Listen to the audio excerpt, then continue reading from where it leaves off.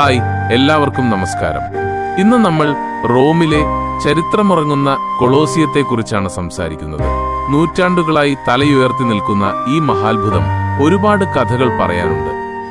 ഇറ്റലിയുടെ ഹൃദയഭാഗത്ത് ലോകത്തിലെ 7 അത്ഭുതങ്ങളിൽ ഒന്നായി അറിയപ്പെടുന്ന ഈ കൂറ്റൻ നിർമ്മിതി മനുഷ്യന്റെ വാസ്തുവിദ്യയുടെയും ഒപ്പം ക്രൂരമായ വിനോദങ്ങളുടെയും ഒരു നേർസാക്ഷ്യമാണ്.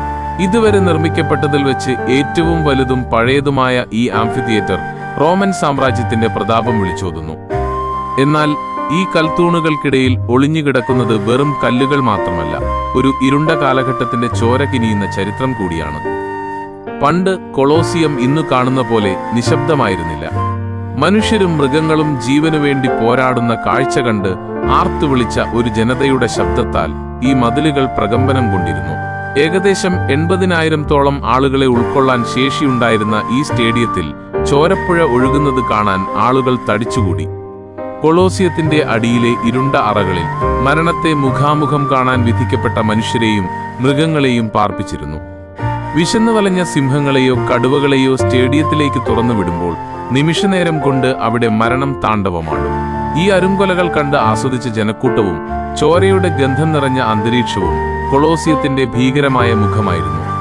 ഏകദേശം 5 ലക്ഷം മനുഷ്യരും 10 ലക്ഷത്തിലധികം മൃഗങ്ങളും ഇവിടെ കൊല്ലപ്പെട്ടിട്ടുണ്ടെന്നാണ് കണക്ക്. റോമാ സാമ്രാജ്യം ഭരിച്ചിരുന്ന ചക്രവർത്തിമാരുടെ പ്രതാപത്തിന്റെ ചിഹ്നമായിരുന്നു കൊളോസിയം. ജൂഡിയയിൽ നിന്നുള്ള ആയിരക്കണക്കിന് അടിമകളുടെ വിയർപ്പും കണ്ണീരും വീഴ്ത്തിയാണ് 10 വർഷം കൊണ്ട് വെസ്പാസിയൻ ചക്രവർത്തിയും മക്കളായ ടൈറ്റസും ഡൊമിഷ്യനും ഇത് പടുത്തുയർത്തിയത്. അക്കാലത്ത് അധികാരത്തിന്റെ ഉന്നതിയിൽ നിന്നിരുന്ന കൊമോഡസ് ചക്രവർത്തി താൻ ഹെർക്കുലീസിന്റെ അവതാരമാണെന്ന അഹങ്കാരത്താൽ സ്വയം ഗ്ലാഡിയേറ്ററായി വേഷമിട്ട് കളത്തിലിറങ്ങി. ജനങ്ങളുടെ കയ്യടി നേടാനായി സിംഹങ്ങളെ കൊന്ന് കാൽക്കൽ കിടത്തിയിരുന്ന അദ്ദേഹം തന്റെ ശക്തിയും പ്രതാപവും ഒരിക്കലും അവസാനിക്കില്ലെന്ന് അഹങ്കരിച്ചിരുന്നു. എന്നാൽ കൊളോസിയത്തിന്റെ ഇന്നത്തെ അവസ്ഥ നമുക്ക് നൽകുന്ന വലിയൊരു പാഠമുണ്ട്. അന്ന് ആകാശത്തോളം ഉയർന്നു നിന്ന റോമൻ സാമ്രാജ്യത്തിന്റെ അഹങ്കാരവും ചോര കണ്ട് ആർത്തട്ടഹസിച്ച ജനക്കൂട്ടവും താൻ ദൈവമാണെന്ന് കരുതിയ ചക്രവർത്തിമാരും ഇന്നെവിടെ?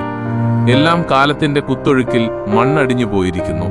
അന്ന് മുഴങ്ങിക്കേട്ട ആരവങ്ങൾ ഇന്ന് ശൂന്യമായ കാറ്റായി മാറിയിരിക്കുന്നു. ഇതൊരു ഓർമ്മപ്പെടുത്തലാണ്. ഇഹലോകത്തിലെ മഹിമകളെല്ലാം കടന്നുപോകും എന്ന സത്യം കൊളോസിയത്തിന്റെ ഓരോ കല്ലും വിളിച്ചു പറയുന്നു. ഇന്നത്തെ ലോകത്ത് നാം കാണുന്ന വമ്പൻ കെട്ടിടങ്ങളും സാങ്കേതിക വിദ്യയുടെ അഹങ്കാരങ്ങളും അധികാരത്തിന്റെ ഗർവുകളുമെല്ലാം ഇതുപോലെ ഒരു നാൾ വിസ്മൃതിയിലാകും. മനുഷ്യൻ പടുത്തുയർത്തുന്ന സാമ്രാജ്യങ്ങൾക്ക് ഒരു കാലത്തും ശാശ്വതമായ നിലനിൽപ്പില്ല. റോമിലെ ആ ചക്രവർത്തിമാർ കരുതിയത് തങ്ങളുടെ പേര് ലോകാവസാനം വരെ നിലനിൽക്കുമെന്നാണ്. എന്നാൽ ഇന്ന് കൊളോസിയം അവശേഷിക്കുന്നത് ഒരു സ്മാരകമായി മാത്രമാണ്. മനുഷ്യന്റെ ക്രൂരതയുടെയും ഒപ്പം ലൗകികമായ പ്രതാപങ്ങളുടെ നിസ്സാരതയുടെയും സ്മാരകം.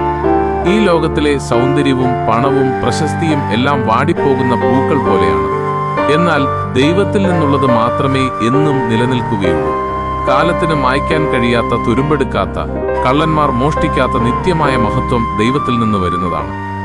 കൊളോസിയത്തിന്റെ തകർന്ന മതിലുകൾക്കിടയിലൂടെ നടക്കുമ്പോൾ നാം തിരിച്ചറിയണം, ഇന്നത്തെ നമ്മുടെ നേട്ടങ്ങളും ആഘോഷങ്ങളും നാളെ വെറും ചരിത്രമായി മാറും.